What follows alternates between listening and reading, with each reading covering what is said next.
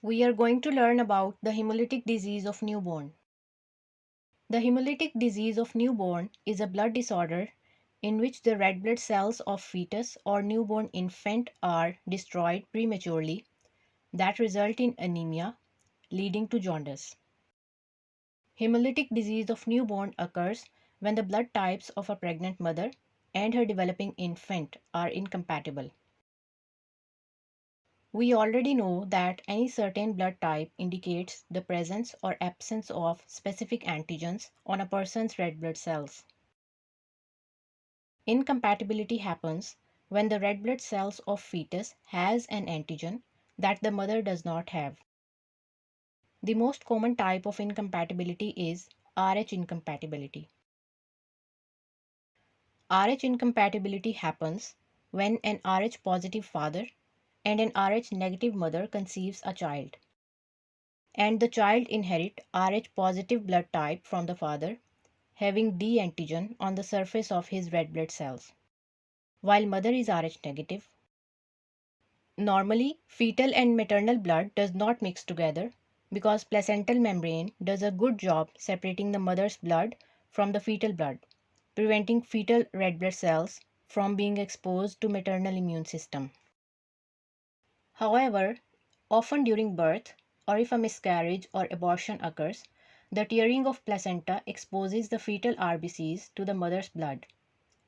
The mother's immune system recognizes the antigens on fetal RBCs as foreign substances and respond to it by producing anti-Rh antibodies as a defense mechanism. Anti-Rh, also called anti-D antibodies. So the mother is now sensitized to Rh positive blood cells, and the first pregnancy goes through without any trouble.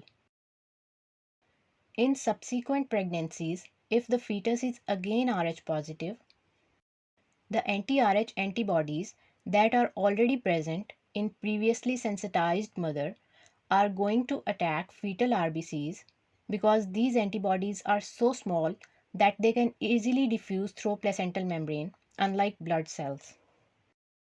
These anti-Rh antibodies cause agglutination and hemolysis of fetal RBCs, releasing hemoglobin into the blood.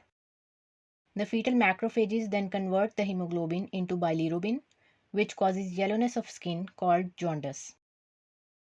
The anti-Rh antibodies from the mother usually circulate in the infant's blood for another 1 to 2 months after birth, destroying even more and more RBCs and contributing further to anemia and jaundice.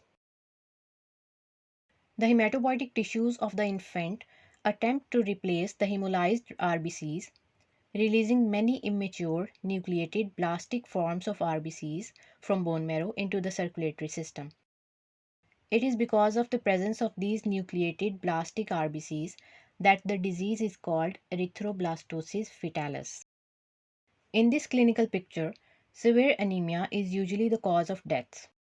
The infants who survive anemia exhibit damage to motor areas of the brain with permanent mental impairment because of the destruction of neuronal cells caused by precipitation of bilirubin. This condition is called kernicterus. Coming to the treatment of neonates with erythroblastosis fetalis, one of the treatments is to replace neonates' Rh positive blood with Rh negative blood. This procedure is called exchange transfusion. This may be repeated several times during the first few weeks of life, mainly to keep bilirubin level low and to prevent kernicterus. The D antigen is the primary culprit in causing immunization of an Rh negative mother to an Rh positive fetus.